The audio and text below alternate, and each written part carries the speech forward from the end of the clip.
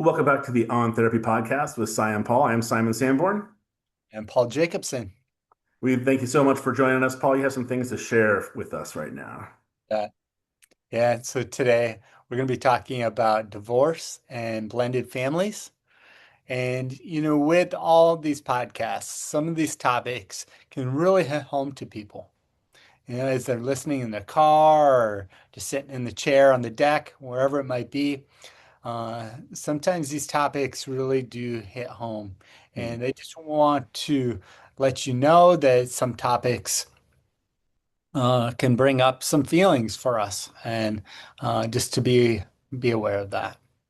Yeah, perfect. And to everybody out there who's listening to this, if you were a kid of a divorce or you're going through a divorce, it is a real trial in life. And we definitely have, I for sure have some real empathy, and I know you do, Paul, about what that requires. Even in a consensual, easygoing divorce, it can be still be very, very rough for everybody. So, especially the kids, if there are children involved. So, well, we're gonna dive right in.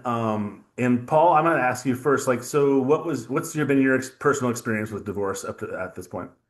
Yeah, yeah. Well, Tammy and we have been married since we were 19, 20 years old. So I think we're going on year 36. So Tammy and I, neither of us have been divorced. Um, but I did go through my parents' divorce when I was 10. Mm. And that was a confusing time.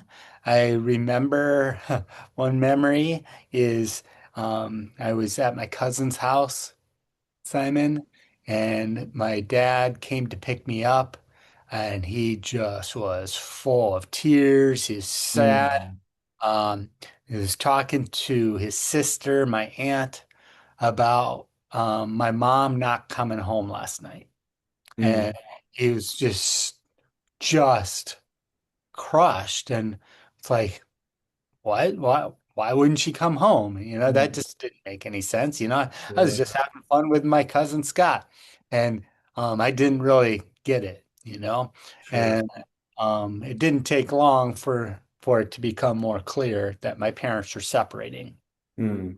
Um, and you know, I remember, how in elementary school teachers have show and tell sometimes. Hmm. But just to show how emotional of a guy I am, it was my turn to do show and tell in fourth grade. And I get up and I shared that my parents were getting a divorce. And I just started crying. And my Mm. teacher, I mean, I can picture it just like it was Mm. yesterday. She came up, she put her arm around me, said, Paul, and this is Mrs. Johns, like the sweetest teacher ever. She says, Paul, you don't need to share this if you don't want to. And I said, no, I want to. And it just goes to show as I reflect on it just in the second right now, is how meaningful my friends and my classmates were that I Oh, felt wow. like I could actually share it. And I had the greatest teacher ever. That's Um, so I'm grateful for those relationships. wow. Yeah. But obviously it's a little 10-year-old. I was impacted by that, and I'm just so grateful Mm. that my I maintained a close relationship with my parents, and I didn't see them fighting. I didn't see um, them like trying to make me decide who I was going to live with. They got along um, and worked things out. And my brother and I had shared custody. Um, and, I think it overall went pretty well. And my parents still to this day, we go out for, let's say, my birthday or something, my parents will sit right next to each other and joke around and laugh and tell stories. And okay, I can see why they fell in love with each other. Mm. You can tell that you know, they still appreciate each other, right? Yeah, And I also know why it didn't work. sure. which we'll Yeah. get into maybe later. But I can see why it didn't work. Wow. Wow, Paul, I really want to honor that idea. I mean, that 10-year-old being able to feel like they have the space to express themselves and what they're going through, like that teacher developing the space in a classroom that allows for that kind of stuff to be possible. I mean, it starts with Yeah. them. That's pretty astounding. Yeah, and that your classmates were receptive to it, and even if they didn't understand it, they knew a friend was hurting, that's so significant. Yeah, man, I really appreciate you sharing that. That's amazing. And the capacity to be able to even recognize when your parents are enjoying each other way long past the idea, but you're able to see and observe what's happening now and be aware of that and not have any contempt or Right. a bunch of shit that goes along with it. It can just be what it is, but you've gotten to that space. So that's amazing. What an amazing story. Um, God, we should have left the aspirational story for the end. Um, Hey, okay, yeah. There's some positives that came out of this, which, some divorces, there are positives that come out of it. mhm. Uh, but Very good point. yeah, I know for a fact it was extremely hard for my mom. She left um, a middle class income family to really going through a lot of poverty Mm. for for a long, long, long, long, long time. Oh, wow. That decision really impacted her. But I also know my mom that she needed to do it. Um, and um, she is one of the most generous people I know. Um, and, and she did what she needed to do. And Hmm. it's okay. I certainly support that and I get it. Like I so understand why it happened. Um, Yeah. Oh, I just so appreciate that they're just being so conscious of you. yeah, They knew as two adults, this is not working. We're gonna not be together anymore. How are we gonna make this work for Paul? I mean, I think that's really incredible too. yeah, That's and awesome. my younger brother, he was only 4. Mm, That I think it was harder. And I don't okay. want to speak for him, but I think it's probably harder, more confusing, and then he Yeah. he lived with my mom. Um, and that was not easy at Mm. all. Um, yeah. Well, I imagine you're probably a pretty good big brother. Yeah, I don't know if I was then. Probably took me until I was going to college before Mark and I really became very, very close. And we Okay. still are today. Mhm. That's awesome. Yeah. All right. Well, I'm gonna try to make a complicated situation as easy as possible. Yeah. Share the story. Um, this will be interesting. So, my parents got divorced when I want to say it was 2 or 3 years old. I can't remember. I remember times where my dad would come pick us up to take us to daycare. And this is like 74, right? Somewhere in there, 73. And so he would have my brother in a carrier on the back of his bike, and I would be sitting on I think the handlebars, I think, in front of him. And he would ride us down the street to our school, to our preschool. Um, and so those are some of my earliest memories. My mom was living with another man. After right, as soon as they got separated, she was living with somebody. And so that was another introduction to somebody into my life that I didn't know, right? But a lot of this is fuzzy, but um, and they got married. I don't remember anything about that. Like I know they got married, but I don't know when that happened. My dad had also met someone and got remarried too, but later than my mom did. And she was very much part of our lives. I kind of remember the guy, but he was more of a scarier person to me than it was and he didn't necessarily do anything terrible, but he was just an unknown kind of situation. Kathy, my stepmom, was incredible. Really, really wonderful person. Um, and so I went back and forth between their houses in Reno, Nevada, is where we lived at the time. And then my dad and Kathy decided to move to Iowa. and I can't remember exactly when that was. Mm. Uh, I mean, I think I was 8 when they moved here to Cedar Rapids area, and my mom was still in Reno. And so would go back and forth between the homes from Iowa to Reno. A lot of Greyhound bus rides, man. Fuck, they were terrible. Oh, man. And there was always somebody with me. Kathy would sometimes come with us when we were coming from Iowa to here because she had family in Reno. Her mom was from there. Um, or we would find a way to fly back. So we were more, taken care of. So we had bus rides, train rides, and by 10, I was flying all the time, twice a year at the very least. So back and forth. And then when I was in ninth, so I was living mostly here in Iowa.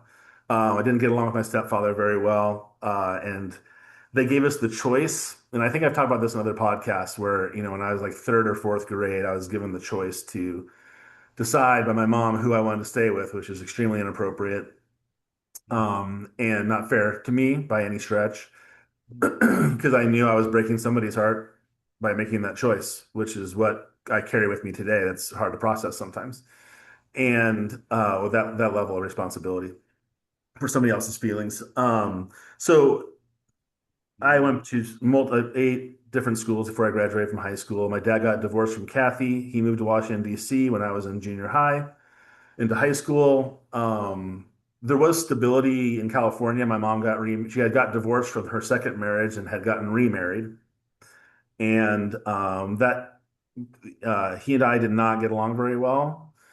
And so at one point, I just decided to live with my dad because I knew I had the choice, so I was going to do that. And so I ended up high school in Washington, D.C. He then came back to Iowa. And so I went to California for a little bit after I graduated high school, and then decided Iowa was my vibe. And I mean, my childhood here is some of my fondest memories. So, yeah, so I ended up back in Iowa when I was about 19. And so I guess I'm doing the reverse of what you did. I'm telling you about I'll tell you about my own personal divorces here in a second, but that was kind of my experience growing up was a lot of back and forth, a lot of instability. So it's just always moving pieces all the time. And as you mentioned earlier before we were recording, like I was going through this process like 2 to 3 years old, so not a lot of cognitive ability about what was taking place other than things are unstable or things are different and not Right, consistent. right, right. So it started very early, that feeling of instability. Um, and it still shows up all the time. I still have to process through the feelings of instability, whether it's with my relationships and again, these aren't like terrible things that happen, but any kind of shakiness to the foundation triggers that concern, and it's a Right. very old, deep concern. So it can be difficult to process through at times, but I think the more I become aware of it when it's happening, the more I can understand why and give it its validation because it's really due that, it needs to be validated because it kept me surviving for a long time.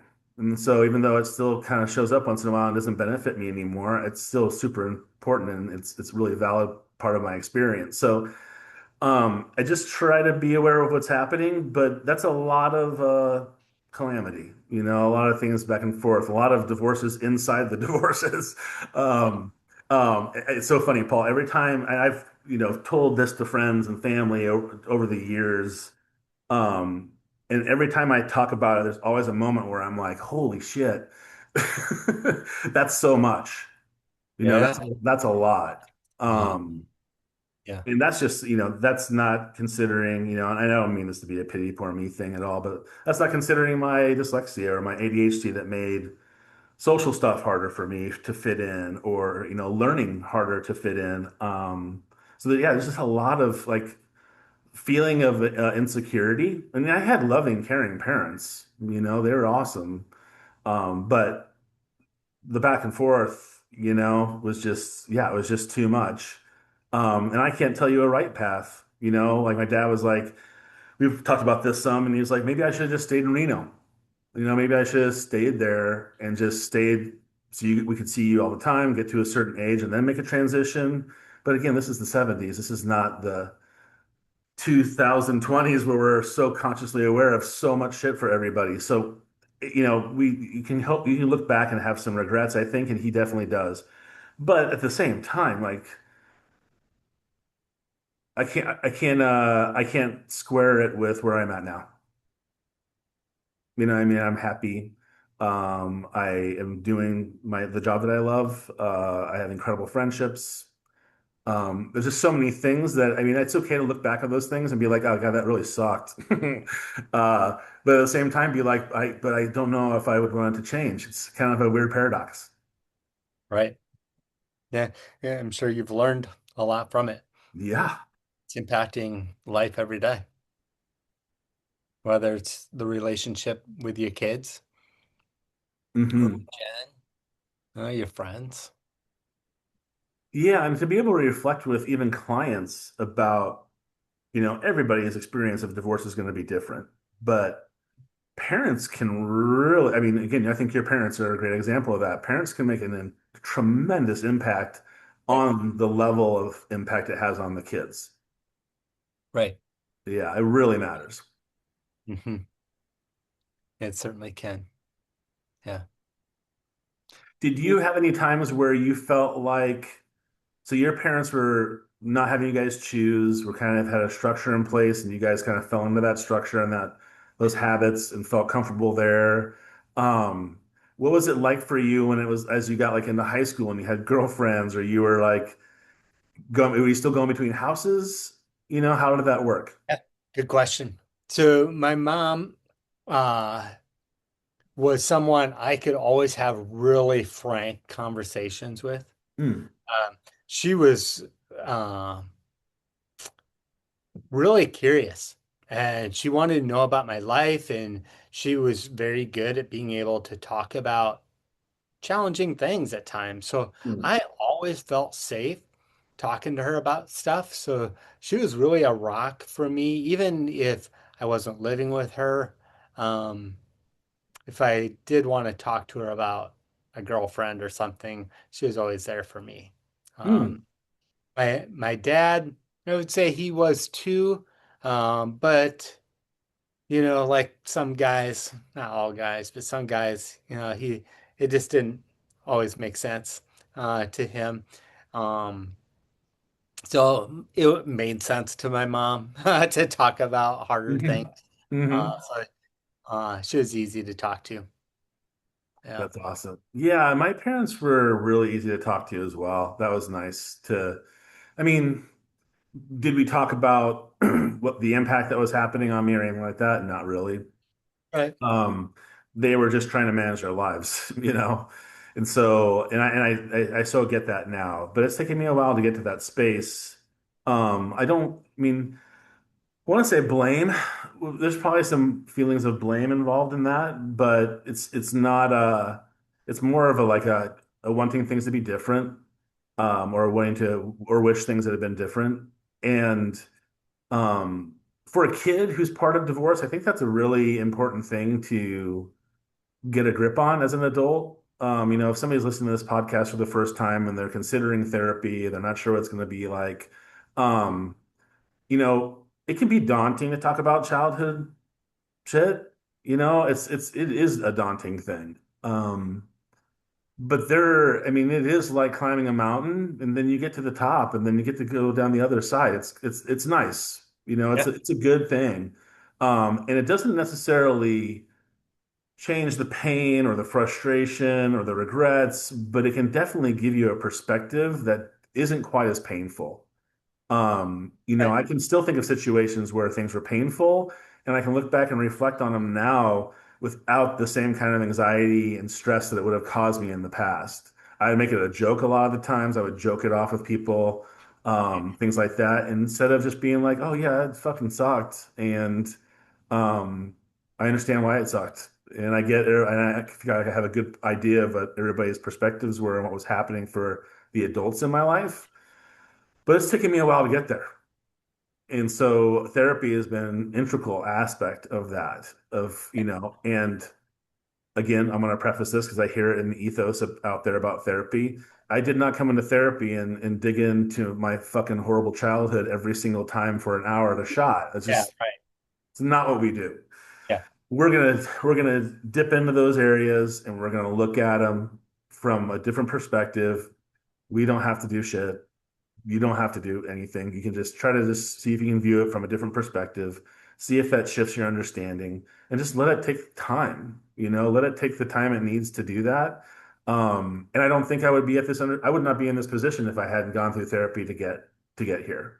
Um, for that benefit of understanding what I'm experiencing, why I'm experiencing it, the feelings that come up, old memories. I said this before, if I hear somebody yell, it reminds me of when I hear yelling, it mm, triggers me pretty good. Not in a terrible defensive way, but internally, it's like, oh, what's just happened? yeah, Um, right, I mean, it's better for me to be aware of why that happens. It still happens and it still hurts and is uncomfortable, but I get to be like, okay, oh, okay, I understand what. Yeah, nobody's yelling at me, whatever yeah, it is. So right, that's the best part, though. So I get to understand that part. Again, I still experience it. I still get a racing heart and sick to my right. stomach, but at least Mm, I fucking know why. That's a big deal to me. yeah, dude, Um, so I that, think that's, that's a great point. yeah, it matters to know those things. And again, I'm saying you can hear in my language, like I'm not blaming anybody. Mm, yeah, There's, it's not a necessity anymore to blame anybody. yeah, It is what it is, and I've learned to understand it and cope with it, and it's brought me a tremendous amount of peace in my life. And that's the best part about this whole journey or therapy. It's just like get to look into this stuff and understand why it happens and be like, oh, okay, well that makes sense. right. Oh, I feel better now. That's interesting. I didn't think understanding it or seeing it from a different perspective would give me some relief. Well, that's nice. It's very freeing when we can get these understandings as we just swirl in our heads about all this stuff and try to reason it all out. And we even say as therapists, don't therapize yourself. It's just not beneficial. Talk to Yeah. somebody else about this shit. Oh, kidding. Oh Yeah. my gosh, good point. Yeah, Simon, I love how you bring up the why. You Mhm. know, we um part of therapy is when we talk about things, and especially when we haven't talked about it for a while, right? Uh, Sometimes we have like these moments of, oh, yeah, dang, yeah, that makes sense. And that clarity and that understanding sometimes can really help us know ourselves a little better. Yeah. Yeah. Um, One thing we've talked about is okay, how did for you, Simon, having your parents go through a divorce like that, how did that impact you and dating? Me and dating? Mhm. I didn't date. All right. That's a great question, first of all. Fantastic question. Fuck, that knocked me back a little bit. That's a really good question. Because, again, I'm trying to approach this without very much blame. Okay. So I'm not trying to be too harsh on Rick and Kathy. Mhm. But I think because of the instability that was part of this process of, I didn't ever really get a lot of time to develop relationships, make a lot of friends, things like that. When it came to the schools that I went to. Now, Anamosa, Iowa, which is just east of Cedar Rapids, is where I was in high school, or sorry, junior high into high school. And I do still have very good friendships with those people. So a lot of people that I bump into all the time when I'm in Anamosa, hey, how are you? Good to see you. We're classmates, whatever. So Yeah, that's it's a awesome. nice little community to have. But that's when that was middle school, first starting to get interested in girls. I was the kid. I lived in a teepee for a couple of years. So I was Yeah, the kid. I I know. was the, oh shit. I don't know how we're gonna do a podcast about that one, but that would be a fun one. I learned about that in graduate school. That's right. Living in a teepee. That's awesome. Yeah, it's wild. And so I was the kid that like smelled like smoke because that's how we cooked our food. We didn't have showers and bathrooms and all that kind of stuff. So I was kind of on the outside a lot of the time. Grew up kind of on the outside of the any of the groups, really. I really didn't know where I fitted in those groups. I didn't know what I was interested in. I tried to do things I thought where I was curious about, um, but not super adventurous because I didn't know when shit was gonna fucking shift and change. And so it left me feeling a lot of the time of like, I don't think I was consciously like, oh, I can't make friends because I'm going to be moving. It wasn't that. It was more of like just that feeling of instability didn't make me feel very free to maybe reach out and be genuine with people. Now, Jessica, our mutual friend, that we just got to see and visit with, she and I met when we were like 8 years old, and she is my oldest, longest friendship. And a very significant part of my life. So it's like I had some benefits with some closer people. I had some connections with people. But I mean, those are, I guess, the ones that really matter because I kind of went back and forth between California and Iowa, and I would see her once in a while in the summer times or during the school year. And then when I went to DC, I would still come back and see her and her family because they were really close. And I still loved Iowa. I don't know why I gave California a chance after I graduated, but so I had some really good connections here. But when it comes to dating, I didn't really date until I was a sophomore in high school. I met a girl. I started playing tennis. I met a girl named Lisa who played tennis, and her sister and her brother did too. And so my brother and I kind of teamed up with them, and we all started playing tennis together. And Lisa, the oldest sister of the group, she and I started dating. So we dated together. We dated all through high school, and it was not difficult in the sense of. But you're bringing up some things. This is really good, Paul. So I glommed onto her family pretty good because my dad and Kathy were divorced. My dad was a single dad with Jason and I in the home. We were in high school. And so that was the place I went to. So I had a meal every night, and there's always family time, and we watched the movies together, things like that. Now, we did that in my house too with my dad, Jason and I did. But it was my dad was working like two jobs and was like not around very much because he was trying to keep us alive. And so, Right. so I kind of when I met Lisa and we had similar interests. She was a year older than I was, a grade above me, but um, she was awesome, and we had a lot of fun. And her little brother Tony was one of my best friends all through high school. And I actually went, I remember when we broke up my senior year, when she was her freshman year in college, I went to him first. And I was like, dude, this is kind of how I'm feeling about things because his friendship was really important to me. And so that was my main relationship through high school. That's why I broke up. I wanted to date other people. And so I dated a few people in high school. And my dad, I think, peripherally knew some of this stuff, but we were kind of left to our own devices. And the thing that's bringing up for me is the glomming on to Lisa's family. It's the Gamboas, very accomplished military family. That's why they were in Virginia because they were part of his dad was in the Navy. Yeah. Very, very militarily successful people. Lisa, sister, brother, older brother, all like brother was a submarine captain, um, just really high level people. So a really cool family that I wasn't used to, right? They were just really smart and sharp, and they were so intriguing to me because I was like, I don't know, but Wow. it was just wild. So I dated a few people. So my dad wasn't really super involved, and then during that time, I was going to California in the summers. And I didn't really date at all in the summertime because what was the point?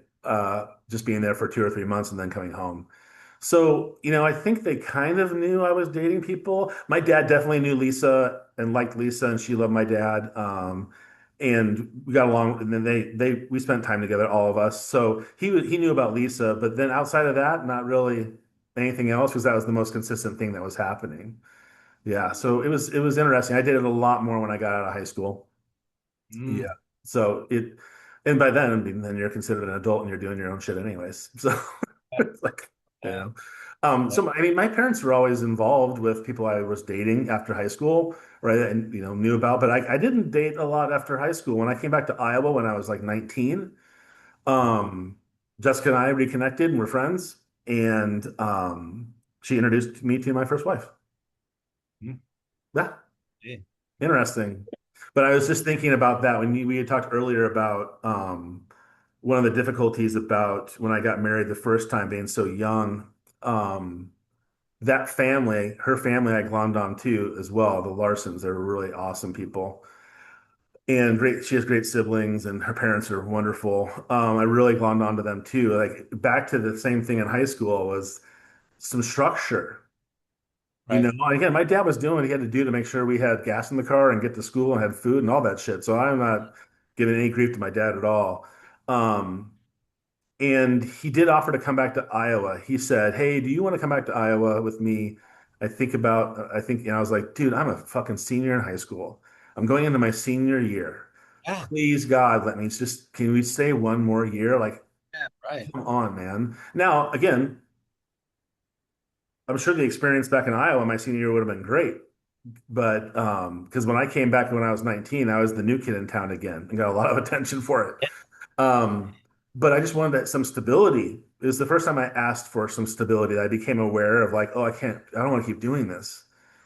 Right. But it makes sense of why I glommed onto her family and why I glommed onto Christine's family because they were steady and they all showed up for each other all the time. And I just loved that aspect of their family. Yep. And so when you moved back, that's when you started dating Christine? Yeah. Yep. We started dating. We were both really young. She was a freshman in college. I could have been a freshman in college. I was not. Um, I was just trying to make money and earn a Yeah. living and things like that. But yeah, so I met Christine, fell in love. We lived together for a while with her parents, which is really when we were engaged. We lived together. She moved back here from Drake in Des Moines and went to Iowa. And we started planning our wedding. And so I was 20, I want to say I was 22 when I got married, and she would Okay. have been 21, I think, or 20 or 20. And then a day before our 1 year anniversary, our first son was born. So we jumped in and went after it pretty fast. Yeah. Right. Right. So as you think back to that relationship with Christine and knowing that your parents had gotten a divorce and maybe knowing a little bit about what happened between your parents, Hmm. what was it that you were, and you can answer about the present too. Um, but I'm curious, like, what were you doing different on purpose than maybe what your parents had done that might have led to their divorce? Whoa. Okay.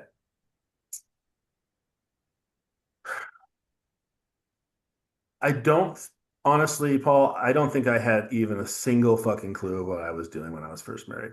Like, I was following a playbook that I didn't understand. Uh, Um, yeah, that's not even fair because I don't think I even had a playbook.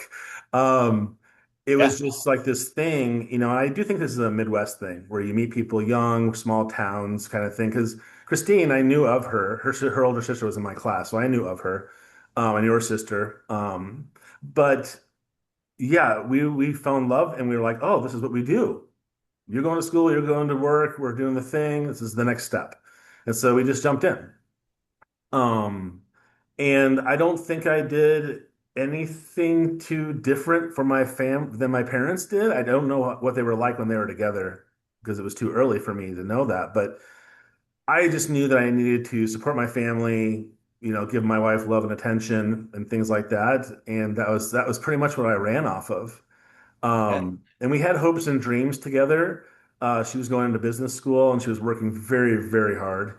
I was just kind of like fucking floating around from one part-time job to another, just always trying to one up the pay and keep Mm, going up the scale really slowly. And I had aspirations of wanting to be a psychologist at the time. mm, Um, and that's a great idea.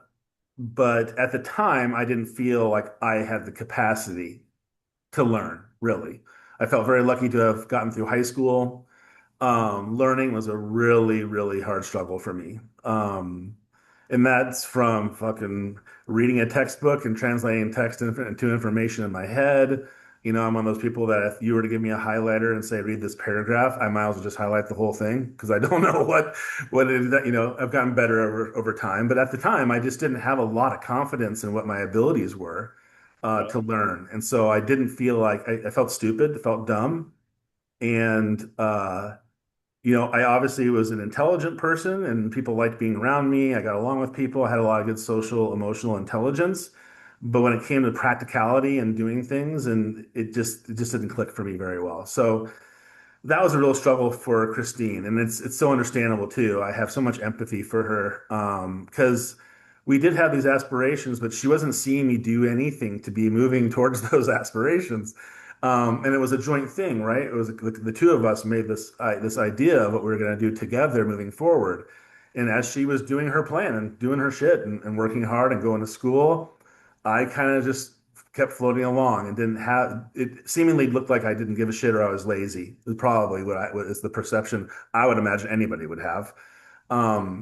But it took me a long time to get into a space where I even thought that I could do anything like that. I mean, it took getting divorced from Christine, actually, as heartbreaking as that was. It was very heartbreaking for me because, to your point a little bit earlier, you said about doing things differently. The one thing I didn't want to do different, one thing I wanted to do differently was not get divorced. Like I was not going to follow this path they that they chose. Right. But so that was a driving force in my head for a long time. But instead of taking that difference and wanting to change it and be like, okay, I want to show up for my wife. I want to be committed to this relationship and this journey together. What are my steps? How do I break this down? Where do I go? What do I do? That I just didn't ever do that. And so I think Christine saw, this man that she loved slowly not seemingly being able to pursue for whatever reason. Right. Um, and that was super disappointing for her, and she didn't see it changing very much. I did enough stupid shit throughout the years of like just not being very thoughtful. I'll give you one example. We had moved into this new house, and there was this kind of cool great room, but we were talking about sheetrocking it. And so in my head, I was like, shit, I can sheetrock this in a day. So she was off on traveling for her business stuff or a trip somewhere for work. And I tore apart this whole fucking room, man, and realized I couldn't just put sheetrock up. I had to do something else, didn't have the money for it. And now we're living in a construction zone. And it was just like, those are some of the things that stand out for me, where just she was just so disappointed. And looking back, I was like, God, I had such good intentions. I know my heart was in the right place. Right. I And just you didn't had the have that. ability to do it, I bet. Yeah, I just didn't have that follow through or know where to look to go get the follow through, like anything. So, um, just being really young and unaware. I guess that's all I could say. Like I said, my heart was always in the right place. Right. It just it didn't go in a direction that was productive, for lack of a better word, that off the top of my head. Yeah. Yeah.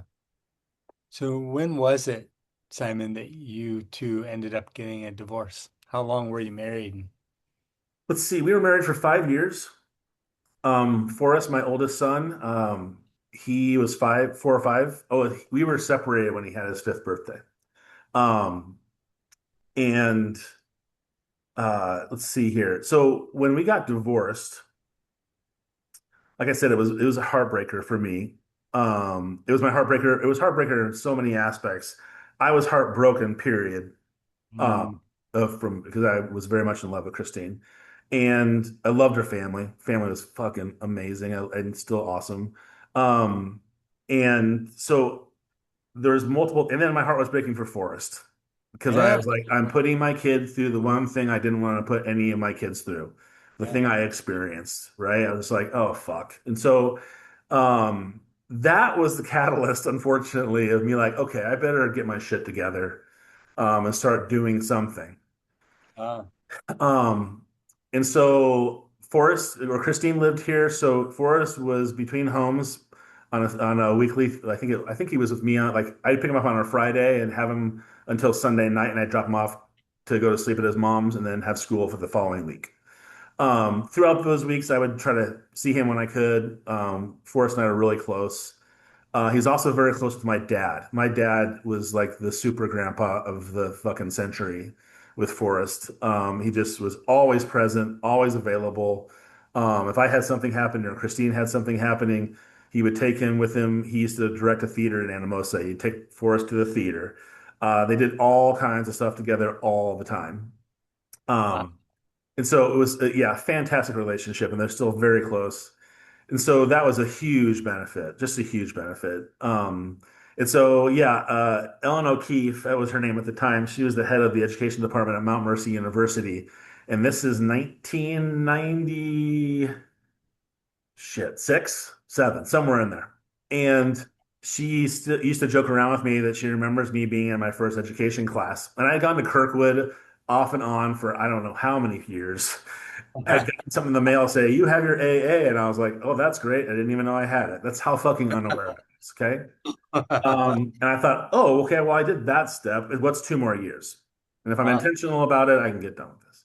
yeah. And so, Ellen remembers me sitting in class, leaning back in my chair with my hat pulled down like this, just present, because I Yep. was going through this divorce, and it was hard. It's so hard for me to focus. I was just my mind was everywhere.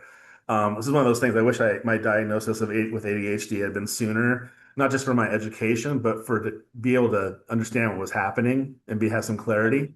Right. Right. So it was, yeah. So that was really tough, and I had to move in with my dad, so that sucked.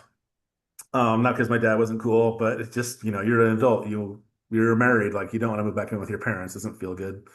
Or it didn't feel good to me. And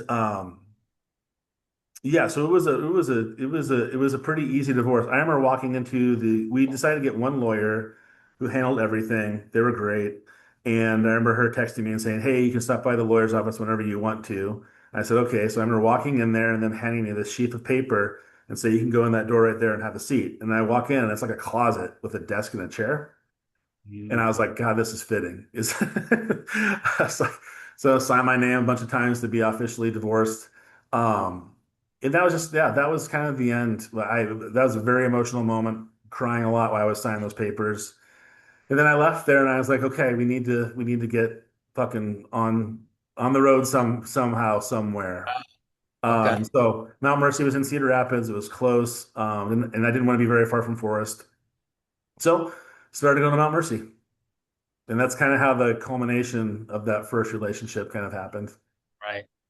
So that breakup with Christina really kind of sparked like, okay, you know, dang, that didn't work out. She's really hoping for me to uh, become more ambitious or, just act on the things that I was saying that I was going to do.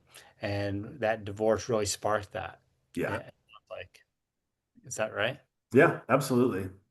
Um, and yeah, and so yeah, it really sparked that. And I wish I could say that I stuck with it for 2 years and I had my BA before I hit 30, but that's not the case. Mhm. I got married again not Right. long after that. Yeah. Someone that I knew from a workplace I had had when I was married the first time. I just knew of them, and I got infatuated, very pretty, and I was still in that self-esteem, low self-esteem kind of place. And so I was like, oh, a really pretty person likes me. I should date this person. So I dated, and we got married, and we had 2 kids together, Henry and Miles. During that time, we also had my foster daughter, Brittany, that came into the fold. A pretty amazing time period, actually. Forrest was back and forth between his mom's house and ours, and then she moved, and he eventually came back to live with us and finish high school. Okay. Uh, and so it was a busy, busy, busy house. And before, or right after Henry was born, think it was before Miles was born. I got fired from a job, a pretty good job. Mhm. And I mean, but an absolutely uninspirational job. And so I remember getting fired. And again, so when this is how I used to think about this. So I was 35, just got fired from the best job that I had. I had no degree. I had five children. And I was just like, oh, what? Like I just I kept feeling like I was finding myself in worse and worse positions in the sense of I was loved being a dad. Have awesome kids. The house is going managing good. We're getting along. Everybody's doing great. And then I get fired. And one of the coolest things my ex-wife did was I went down to her office. I was like, oh shit. How do I broach the subject, And to her credit, I told her and she goes, wow, she goes, you know what? Maybe this is a sign that you need to go to college and get done. And I was like, and then of course, because I had done a couple classes here and there. And again, back to Ellen O'Keefe, she would keep a file for me. Mhm. And I once in a while I would stop by and see her. And I'd be like, hey, Ellen, how are you? And she's like, good. We'd catch up, shoot the shit. And then she'd be like, hey, I always have your file right here. She'd pull it out and show it to me. And I'm like, Wow. okay, I'll let you know when it happens. So she was always planting the seed. And so when she said, yeah, I think you need to go back to school, I was like, okay. Yeah, let's do that. And so then commenced a crazy, crazy 2 years of me going to school. I had two part-time jobs. I opened up Starbucks really like 5 o'clock in the morning with one job. Went to school during the day. Then I had when I started student teaching, I also had a another job that I did part-time and Wow. graduated and started teaching. And eventually, my kids were growing up. Forrest graduated from high school. Brittany graduated from high school. Had Forrest and Henry. And then I started teaching. And then about 2012-ish is when things started going south pretty bad with our relationship. And so we had tried a lot of marriage counseling, didn't stick. Did a lot of we tried. That's for damn sure. We tried to make it work. And then we just came to a conclusion together that this is not going to continue to be a healthy thing for either one of us. See. So, yeah, so then we decided I started again, divorced a second time. Okay. And if there's one thing I didn't want to do, which was get divorced the first time, the for fucking sure it was not get divorced the second Yeah. time. Right. And so Right. I mean, I just remember being in these existential moments of like, oh my God, what in the fuck? And even though I was happy, I was glad to move out. I think it was a healthy thing, a healthy choice to get divorced. I was still in this position of like, oh man, what is going on? I just don't, why can't I manage this shit? It just seems like I'm just really bad at this. And that's hard when you feel like you're a thoughtful, caring, loving person, but something's missing and you're just Mhm. not quite sure what it is, and you think like, oh, all you got to do is love and care about people, and it's going to be cool. Well, no, you have to show up for people. You have to. There are certain kind of requirements in a relationship and a partnership that's really important, and I just was missing so much of that. I was like, oh, I'm the nice guy. I'm the guy who does all the things, and everybody's happy, and I'm just managing everything, and was not doing a very good job of making sure my relationships were healthy and strong. So that's kind of how that one ended. And that was a 14-year marriage, I think. So the first one was five-ish. This one was around 14. Yeah. Um, and so that's pretty much where we're at this point. I'm remarried, been happily married for 10 years. And it's been a wild roller coaster of a ride, so to speak, from being a divorced kid to being a divorcee, however you want to say it. Right. But it's interesting because I can easily re-feel all those different situations that were happening that were painful and hard and difficult. And again, I'm in a place now where I can reflect on all that stuff, be honest about what was happening in those moments and my responsibilities in those. Also, the things I'm not necessarily responsible for as well. I can see the balance in there, and I can also see, how and this is more probably in the last, 3 or 4 years, having become a therapist, just how difficult it is to be in a relationship with somebody. And not because people are hard, but you're taking two people who have their own lived experience and you're putting them together and say, figure this out. Yeah, right. And we, all have our stuff, right?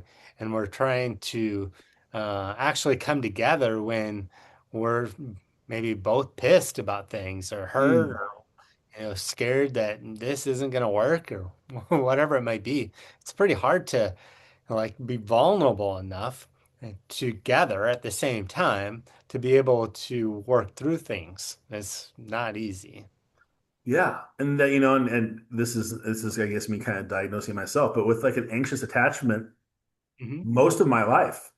There was an anxious attachment. That was my lived experience. I mean, like I said, my parents were loving and caring and connected with me, but the instability of bouncing back and forth all the time for a really sensitive kid, um, made that feeling of instability be something I had to really reach out and really glom onto people.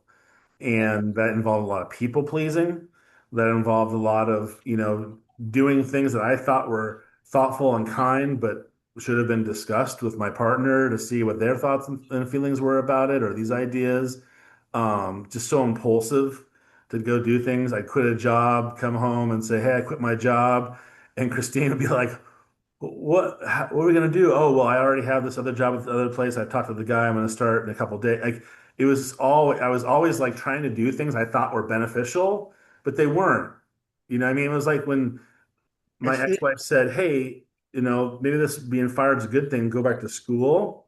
That was great guidance for me. Like, because I was like, I didn't know what the fuck I was gonna do, and so her saying that gave me some direction to follow, and so that was really beneficial. Like, okay, yeah, that's a good. I'll start there. That's at least moving in a direction that I feel like I want to do. And that was complicated too because I was becoming a teacher. My whole family's teachers. I didn't want to be a teacher.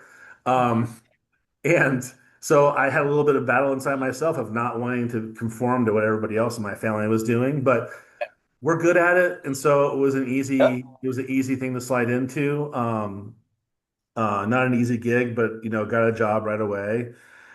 But yeah, it's just there's so many things that are complicated inside of there, and if again, I'll just keep referring back to somebody listening to this for the first time and they're thinking about coming into therapy, like I get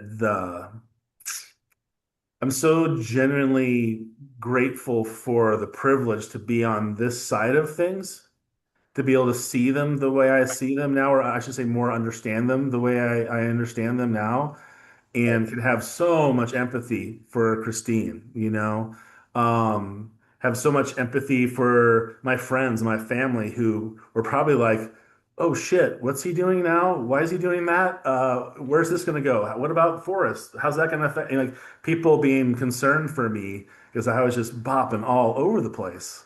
Mm. It was when I look back on it, um, yeah, I feel really bad for that version of myself, just in the sense of feeling so afloat all the time and not having any anchor.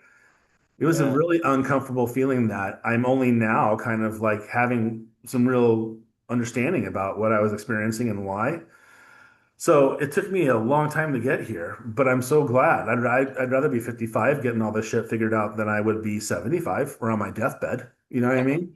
Right. So I think that's another thing too. Therapy is allows you to have a perspective that softens the edges of what you experienced that then shows up in what's happening for you now, and if you're struggling with relationships, being able to understand, for me to be able to look back and understand all the things I did and why I did them, not as excuses, but understanding of what was taking place for me emotionally or whatever.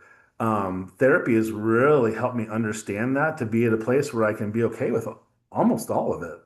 Right.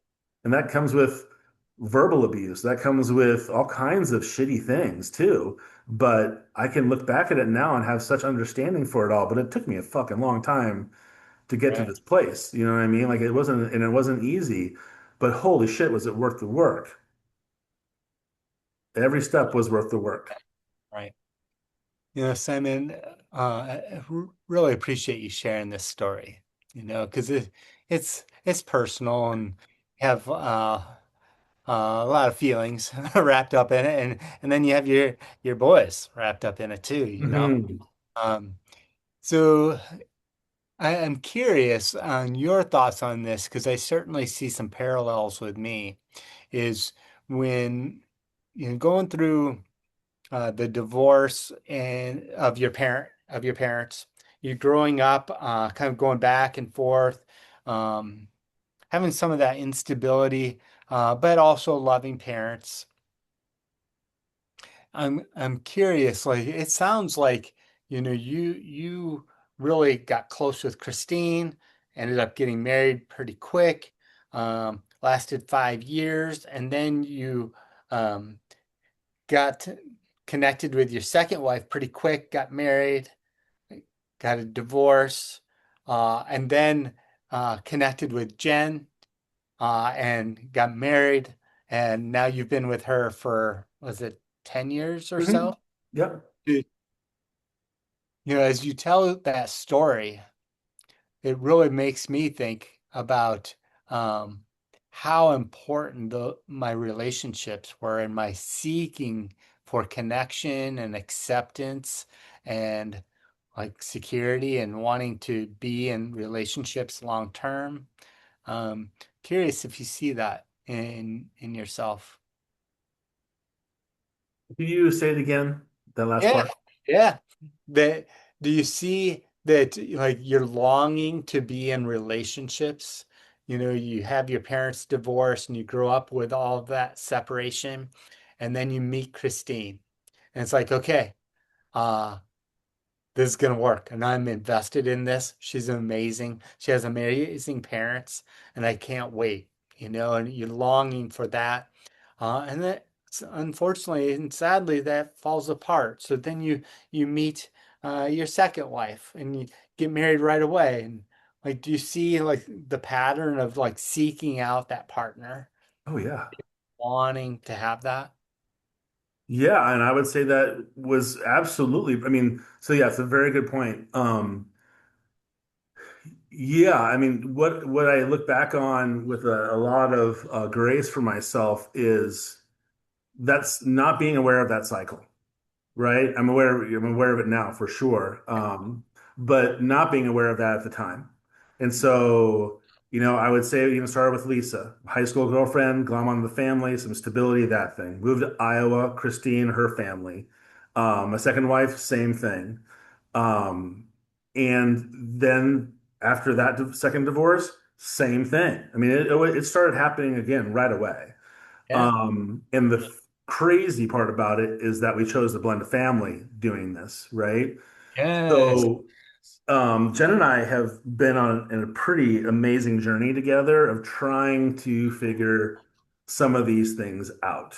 Um, For our listeners, Simon, just before you go a little further, for our listeners, could you talk about like the makeup of your family with Jen? yeah, Last 10 sure. years. You got it. So, I had two sons, Henry and Miles, that came out of my second marriage. Jen has two boys, Ethan and Finn. Mhm. Finn's 2 years younger. He's the youngest. Then it's Miles, my son. He's 2 years older. And then Henry and Ethan. Ethan's Jen's oldest son. Henry's my oldest son. They were the same age. And so, to the part of stability for my kids, Forrest had had a pretty rough time, back and forth a lot, and kind of experienced a lot of similar things I did. I did not want that. And then part of that was because my ex-wife moved away, and that's just circumstantial, so it's not anybody's fault. But when I got divorced the second time, I lived in Marion, which is a little side town next to Cedar Rapids. So yeah, right away, right away. And I didn't have any intentions, Mhm. really. I mean, I knew of Jen. She and I had known each other for a while at school, but I was not getting out of this marriage and moving into an apartment to be like, yeah, who's next? My mindset wasn't that, but she reached out to me Mhm. and we kind of reconnected a little bit. And then she knew I was in the midst of a wild divorce and a lot of things happening. And was like, yeah, I don't know if this is good timing for me because she had gotten divorced and had lost her husband, and was trying to get her life together as well. She was a teacher, kindergarten teacher at a school I know of. And so I happened to be at that school one time that year, earlier in the school year, and reconnected with her after she had texted me and said, we probably shouldn't be dating or seeing each other." And it just kind of clicked, and we started spending a lot of time together. And of course, at this time, I was not aware of the cycle, right? I was falling quickly in love, as I often do, and we started living together within 6 months of me leaving the home. So I wasn't even divorced. Mm. But my lease was up, and we have been dating for 6 months. And she's like, "I don't want to date anybody else besides you." And I was like, "Well, I don't plan on dating anybody because I thinking about dating at 45 or whatever was daunting." But so we decided to blend our families. Yeah, Yeah. and I didn't know about that cycle. I have come to understand it. Uh, and when I see it show up, whether it's me people pleasing or whether it's me overextending myself or doing more things for her than that's necessary that she doesn't necessarily even want, um, become much more aware of that because it still shows up. And then she's also very informative too. Like we talk, I mean, we talk all the time. I've talked about this already in the podcast, but like we talk or we spend time together 3 or 4 or 5 hours every single day. There's not a day usually that goes by without us spending some time together. Sometimes that's watching TV, sometimes it's reading a book, sometimes it's just talking.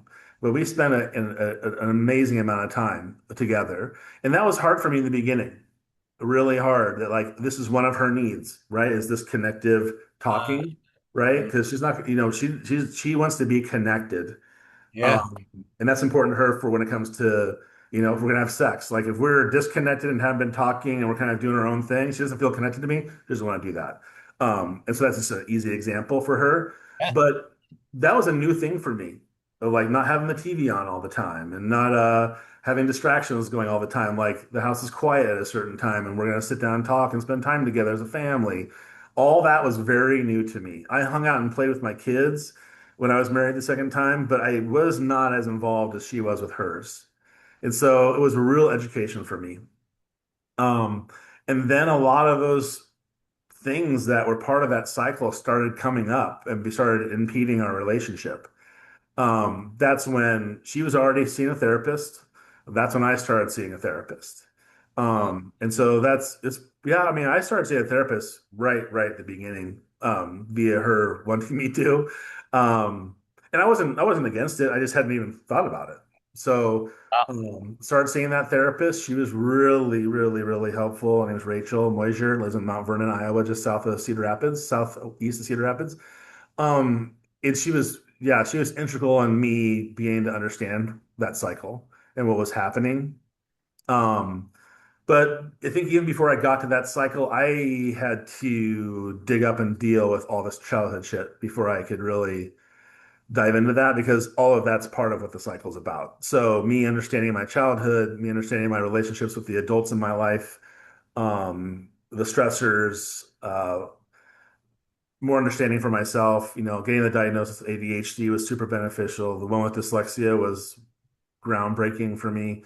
So all these kind of things have come to fruition now. And it's not that we don't still struggle with some of those things.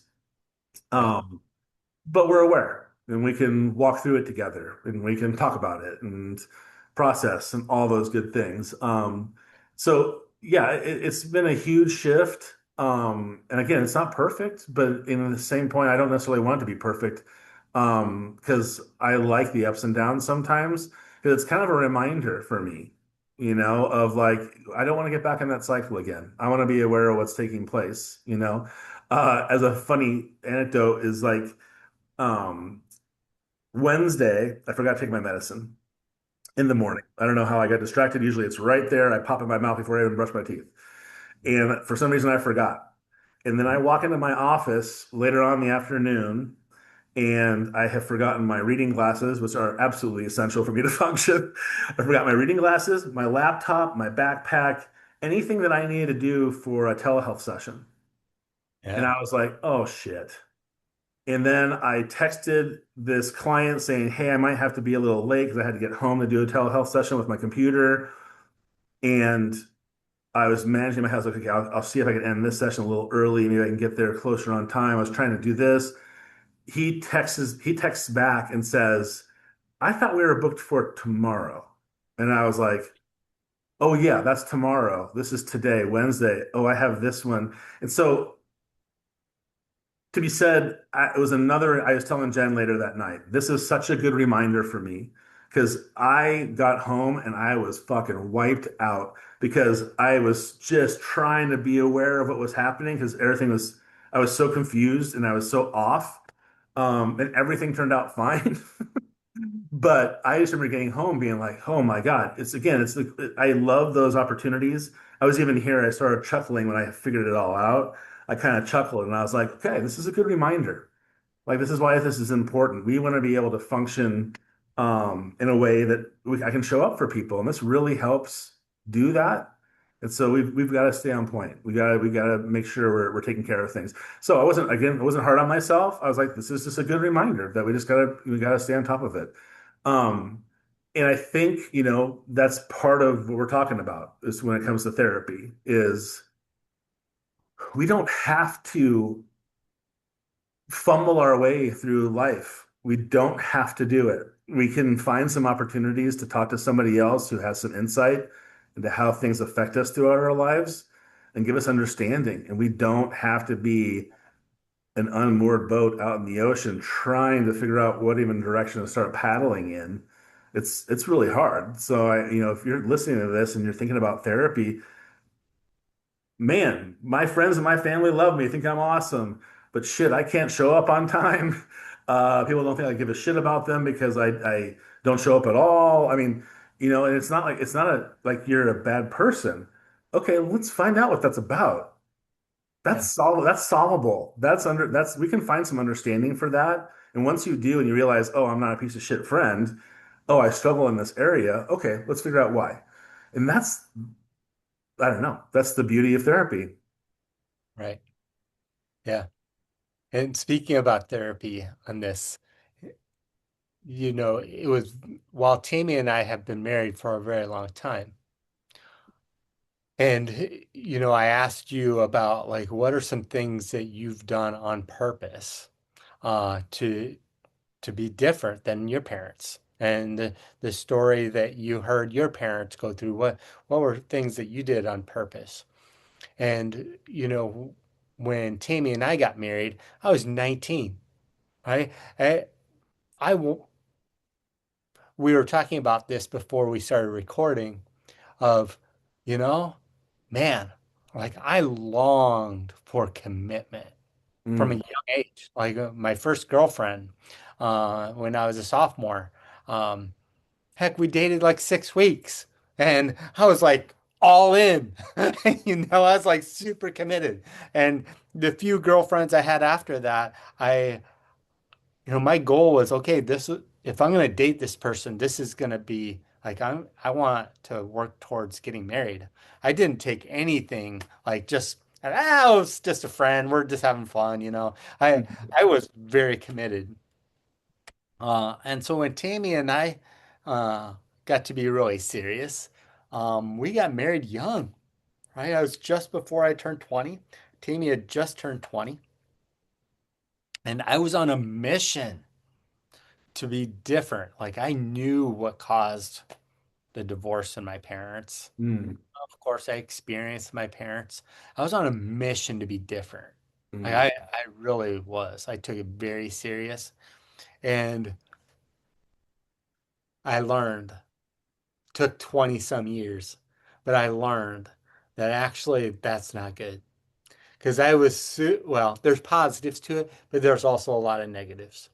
I had a lot of anxiety. We talk about anxious attachment. Yeah, that was me. Because I was on edge that I was going to do something wrong. Mm. that I was messing up, that I needed to fix it. I needed to make it better. You know, if I felt tension, I was going to do everything I could at the expense of myself to make it better. Is that also that part of you that doesn't want to come across as an asshole or be a dick to people? Yeah, Okay. yeah, yeah, yeah. And I am kind. I'm soft. Mm. You know, I don't yell. I don't raise my voice. I mean, it would take a ton to get me there. And so I would sometimes compromise myself. Uh, Mm. Tammy and I, we never fought, ever. Like one of our biggest fights ever was she was supposed, when we were dating, she was supposed to call me at 10 o'clock one night and she didn't. She didn't call me until the next morning. And that's like one of our biggest fights. And because I was so scared that something bad happened. And this Mm. is before cell phones, we were calling on payphones. We would show up at a payphone and sit and wait. That's That's that's wild. the 80s for you. And yeah, it's insane.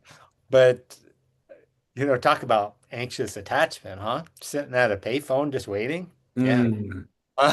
But uh, it wasn't until we were in our early 40s when, okay, yeah, we need to do couples therapy because I needed to figure out how to quit being a fixer. Because I just wanted the pain to go away. I wanted things to be calm.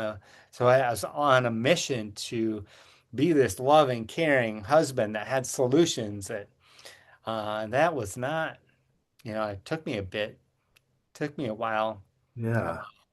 to learn that's not good. Yeah. I want to give some props, to you guys for wanting to seek therapy. I think as Yeah, a young couple, you don't uh, necessarily know what's wrong or what to do. right. And it's like, yeah, what do we do? So good for you guys to do that. Yeah. Well, and Simon, I don't think I've shared this on the podcast, but you've heard me tell the story many times. Is, you know, the therapist I saw when I was 18, I went back to when I was 44. And I was telling him the story of, what I was doing. And he said, "Hey, Paul, have you ever seen the movie Titanic?" And I said, "Yeah." He goes, "You need to realize that you are Jack and Rose on the door. It's floating in the ocean, at the end of the movie." He said, every time that you feel like you are going to say the right thing, you're going to help Tammy feel better, you're solving it, like you're fixing it. You need to envision that you're pushing her off the door and she's not coming back. Mm. That's super intense, but it's exactly what I needed to hear.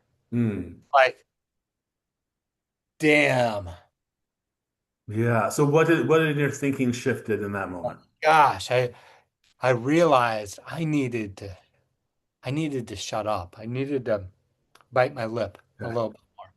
And I had gone to Tammy's therapist too. And I sought out, I said, "What do you do? Like, how do you not provide therapy to your husband?" Is what I Mm. asked Tammy's therapist. Because I was a school counselor. I was used to people like to me for answers, and I would try to fix scenario after scenario. That's who I became. Hmm. Amy's therapist gave me the wonderful advice of asking Tammy, "What is it that you actually need from me right now? Do you need me to give you advice? Do you need me to help give you some pointers or to fix this? Or do you just need to be heard?" Mm. And like 99% of the time, she just wants to be heard. Mm. And so when my therapist said, "Paul, it's you trying to fix it is like pushing her off the door into the Mm. ocean and she's not coming back." It's like, dang. Like that it's crushing my soul thinking about it. Mm. I needed to learn how to listen, Mm. right? And Yeah. so that really changed things for Tammy and I a lot. I became Wow. a much better listener. And sometimes I catch myself, it's like, especially when I'm anxious and I see that she's sad or she's scared or mad or whatever it might be, I try to come up with a solution like right away. Well, maybe I can do this. Maybe she can try this. Like I instantly have 20 different solutions to the problem. Hmm. I realize, dang, that's not helping. Yeah, It's not Tammy, no, helping her. It's not helping you. yeah, it's not helping. And I need to, bite my lips a bit and ask her, okay, how is this? This must be hard. This must be scary. You're probably really hurt right now. Mm. And to just listen and empathize with her has, helped. So it's helped. Now, as a therapist, um, she hears my therapy voice or my therapist voice a little bit too much. And so now I have to be careful because now I Fair. listen a little too much. So I have to kind of go Funny. the direction. Well, I will give credit to my wife, Jen.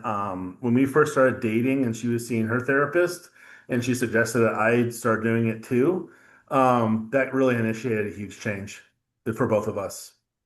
Yeah, it was Yeah. huge. Because I mean, the first part of the cycle is she's very attractive. She's a smoke show of a lady. And so um that was what got me in. And that's the beginning of the cycle, Hmm. right? It's like, oh, Yeah. somebody pretty likes me. I better jump on this, right? Why I Mm. can't excuse Right. the term. I did not mean jump on it that way, but like I better get involved with this person. Like I Yeah. can't let this go. She's pretty, she's nice. But she had the intellect to see some of the things before I saw them and Yeah. say, hey, we definitely went to see her therapist together so that we could see how we could blend our families and things like that. But it really wasn't an initiation for me into understanding myself better. Yeah, and I mean, I tell her that all the time. I'll never be able to repay her for that advice to understand myself better, so I could show up different. And she wasn't saying, "Go, there's something wrong with you. You need to go get fixed," or something like that. She knew that therapy is not that. She knew that it was like, let's figure Oh, out why these things happen. Why do you get, when I say I need you to leave me alone, you feel abandoned, like, or I need some space. And so I get super anxious because I don't know how to fix it, like you were talking about. So uh, it really got me to begin to understand myself so much more. Um, and I can feel the regret of not doing it sooner in so many aspects of my life. But I also can feel like, yeah, I can have a little bit of regret and also just understand like, oh man, it was such a tough situation, and to look back at all of that shit I just talked about, um, that's the key of therapy. I can look back at all of that stuff from my childhood all the way to the present and see the beauty in it, the benefits in it, the incredible kids I have from it. I mean, there's just so many positives that I don't think I recognize very often because I was still kind of stuck in that old cycle of where am I at in this moment to fix things, to be there, do what I have to do, get the job, go to school, whatever it was not focusing on myself and was not benefiting those around me at all. So I have to credit her with most of the change that's happened. yeah.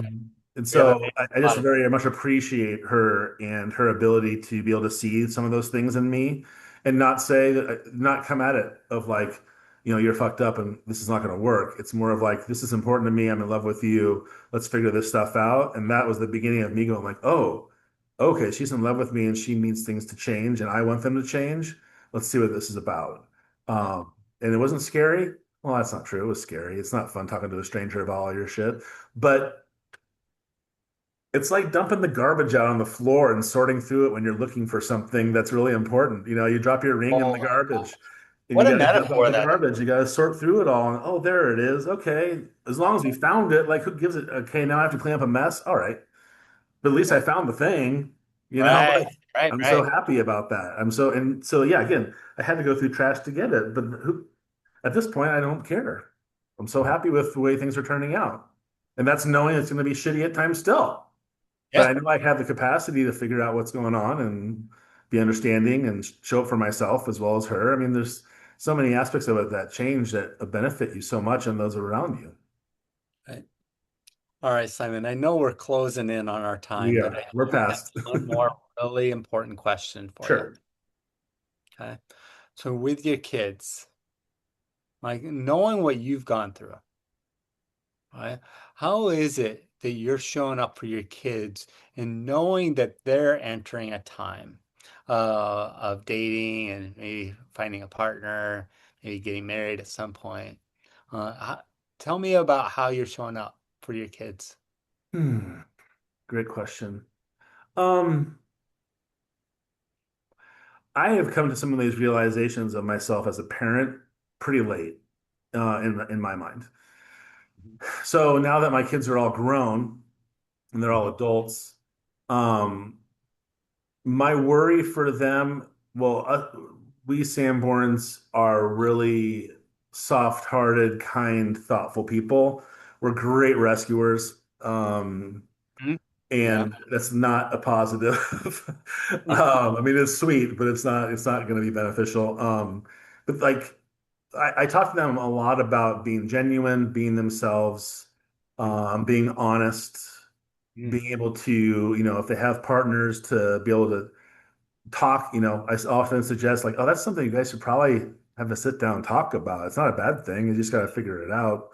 I just try to promote the idea of having conversations and staying connected, and seeking help. One of my sons I think he's in therapy. If not planning on going into to start seeking some more therapy.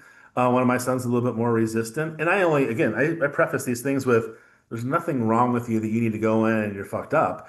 It's like, it's good to go in and talk about to somebody your childhood experience, talk to them about the day that your mom and I told you we were getting divorced. It's a fucking horrible, horrible day. It impacted me tremendously. I can only imagine it impacted you. Like, it's okay to go talk to people about this. So I just try to keep an openness with them, a lot of love and understanding. There's no more corrections. There's no more, shitty comments. There's no more. It's just me showing up as their dad and being there for them. That's kind of, and just dumping love on them all the time, and they know that I'm available, and Right. that's come to fruition. They come to me for all kinds of stuff, and I'm so happy that I found that space to be able to change, so I could show up for them differently. I did not show up for them. Forrest, Henry, and Miles, all three kind of experienced the chaotic me that was all over the place and uncertain. And I'm sure that caused instability for them and feelings of instability. So I think that stuff's like important. I'm like, I know I was like that. So if you struggle with that, like talk to somebody about it, or be open with your partner about, yeah, I have ADHD and I don't want to take Are meds for you? it. So I'm off the rails all the time. But if you're cool with it, then I'm cool with it too. But so I mean, I just want them to be aware of what's happening, and know that there's places to go to have some understanding about things, and me being the first part of that. If you come to me about something, I'm going to be thoughtful and understanding about it, and not as a therapist, but as a dad. So that's kind of how I'm doing it differently. That's great, Simon. How did Thank I'll finish it with this one, but it's for you. you. It's like, how do you think? I mean, I know you and Tammy stayed together, and you had your daughter. So Mhm. her experience was different, but how did you do things differently, even though you had a pretty okay experience with being a divorced kid?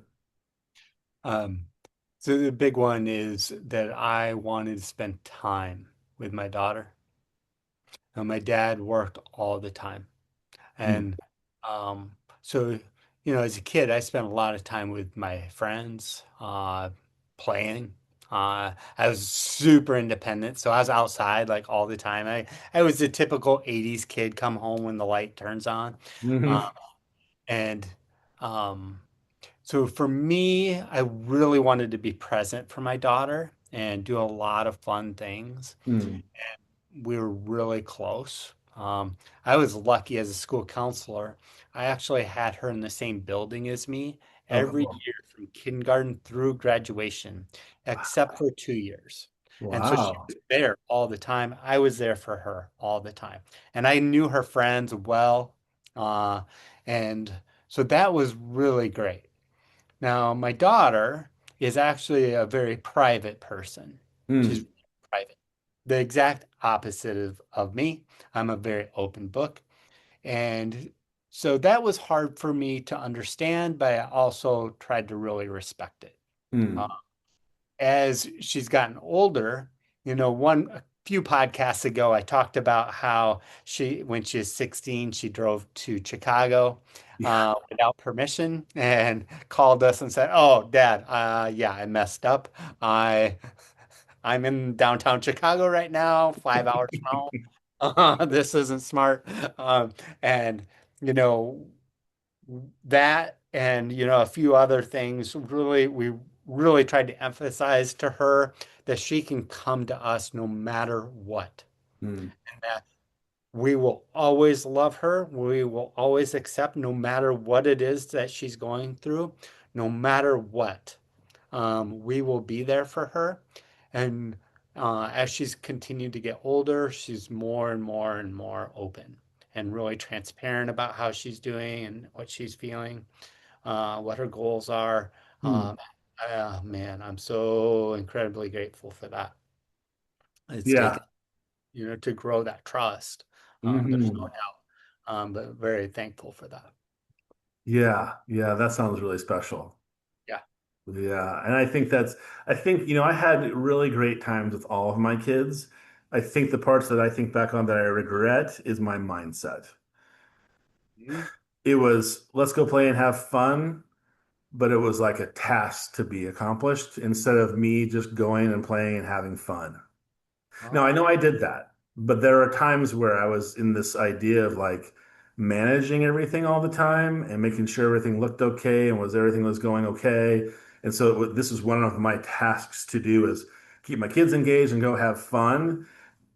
Which is fine. It's just more I wish that I had at times enjoyed it more instead of it feeling like a task and yeah. really enjoyed my kids more. And I think that's another shift for me too, is I'm really enjoy spending time with my kids now. I really love it. I love hanging out with them.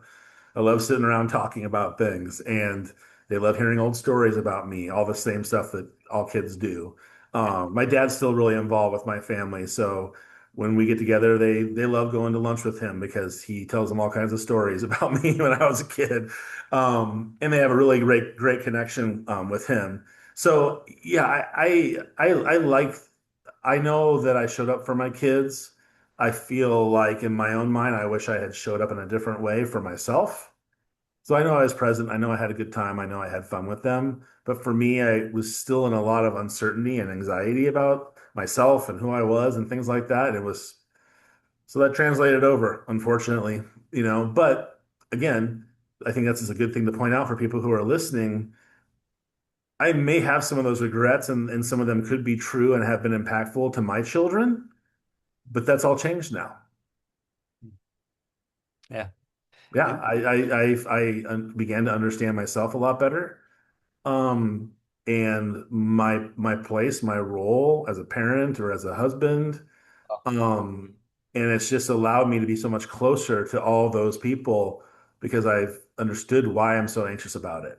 I still have dreams of my kids dying. It's one of my worst nightmares is one of my kids dying. I still have nightmares at oh, night about that once in a while. oh, And now that just informs me. That just one more thing goes like, yeah, because you fucking love these kids and you think they're awesome. yes. And the idea of them not being around anymore is devastating. And Oh, this shows you how important it that's is. a nightmare. Literally.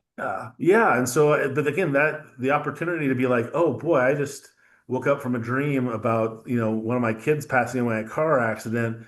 And instead of fueling that anxiety or calling them or being anxious about it all day long, I'm able to be like, oh, whew, that sucked. Thank God I have such good relationships with them, no matter what happens to any of us. I know that I've continue to build loving, caring relationships and connections with my kids that'll last all of our lifetimes.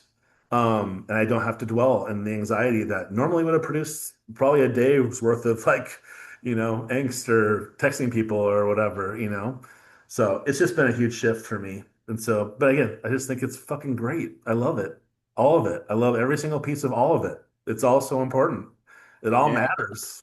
Every single part of it matters. And it's a nice space to be in when you feel like you can understand things, you know. And again, I don't have all this shit figured out yet, but I feel like I can navigate the path. Nice, Simon. And Yeah. that's what therapy is about. Yes. Like coming to peace with things and knowing Hmm. why, and knowing what you can do differently if so. Yeah. Yeah. Yeah. Yeah, for sure. And we can all feel so much better, you Mm. know? Yeah. Yeah, it takes a while, but you can get to a space where a few things just feel okay, and that's awesome. Yep. Life's crazy and messy and hard. If we can get to some calm moments, you know, it matters. Yeah. Simon, it's obvious that we take this topic very, very seriously and know the impact that our families, how we grew up, and the impact maybe of growing up with divorced parents, Mm, and to, see relationships come and go in our own life, and the impact we have on our kids and our hopes and dreams for our own kids. And it's all serious stuff. And, usually we try to keep this podcast at 50 minutes to an hour, hour and 10, and we're well over that today. And hmm we really deeply care. We deeply care, and want to get across to men that it's okay to be vulnerable enough to open up to a therapist that is a really good fit. And that's important, a good fit. hmm Um, we're passionate about this and really trying to get across to people that it's okay to go to therapy and talk about hard things that we might put off to the side. It's like, just don't want to deal with that. Right? But it's there. It's like stoking the fire. It hmm contributes to how we react to our partners and our friends and ourselves. Yeah. And I look back at my first therapist, Rachel, and I was like, man, she had a chisel and a hammer, and she was trying to crack this thing open, man. And it was a task. I don't think that would be her perception of it by any means. But yeah, you know, being able to be vulnerable with people, especially if you know it's one person, you know, okay, I've talked to three therapists. I went on psychology.com looking for a therapist, and I talked to three of them. And with this one person, it kind of clicked. We had good rapport, a nice conversation. I'll give it a shot, you know, and just see how it goes. And then you get to sit down with somebody and talk face to face and see what that's like. Okay, yeah, I think this is going to be okay. You know, I like them. And then to see how it goes. Like, there's no pressure and speed that this thing needs to go at, especially when we want to solve things that are struggling with. We want to go at it and we want to figure it out right away. And it can be hard to do that sometimes, is to kind of, you know, pump the brakes a little bit, for you to be able to gain the understanding you need to. We have to slow things down quite a bit. So, some patience, I think, is really important for people who are going into therapy. There's not a lot of, you know, quick fixes. It takes time. It could be a quick fix. You just got to figure that out too. So, therapy is, you know, therapist.com is another great outlet to go to looking for a therapist. Um, and if you are listening to this and you appreciate what we're talking about and you want to like and subscribe, we would love that. Um, Also, we have an email that you can send ideas into if you'd like to, about topics you'd like to see covered by Paul and I. I don't remember the email right off the top of my head. I need to make sure that it's all set up correctly, but that'll be available by the next podcast. So people can start listening when they listen. If they have questions about things or they have comments about things, we can't be your therapist. We are not, this is just for educational purposes and informational purposes. We are not anyone's therapist. But we're happy to guide people. You know, if somebody sends us a comment or an email that we feel like we could help, we can send you in the right directions for things. But we would love feedback. And we, you know, we don't have comments turned on our social media because we just don't see a benefit in it. We appreciate people liking it, and we appreciate people not liking the podcast. But we're hoping that if you can send us an email, there's a little bit more intention behind that to see if we can really be intentional about getting people feedback and ideas. But we do appreciate people reaching out and letting us know what they think. Yeah. Thanks, Simon. All right, Paul. Yeah, thank you too, buddy. I appreciate it. I know it was a little lopsided today. And Oh, I guess that means fortunately or unfortunately, I have more content in the area, which is okay too. Happy to share if my experience can even give one person like a moment of pause and be like, okay, I'm not in this shit all by myself. That's important. That's really important to me. And that's why I don't worry too much about my openness. Because if it's going to benefit somebody else, then I don't care. It doesn't bother me. So I was happy to be part of it, but it did feel lopsided. Yeah. Well, I don't feel that way, Simon. Okay. All are sharing our story, so it's all good. All right. Well, everybody, thank you so much for listening. We really appreciate you taking the time to give us some space to talk about some of these things. We know it's hard and difficult, but we're really trying to demystify therapy so men can get in here and get some understanding and be able to get on with their lives and feel like they can do the things that they want to do on this journey. So, thanks everybody for listening. I really appreciate it. Thanks. Till next time. All right, everybody. Adios. All right. And now for our disclaimer. The content shared in this podcast is for educational and informational purposes only and is not intended to be a substitute for professional mental health treatment, diagnoses, or advice.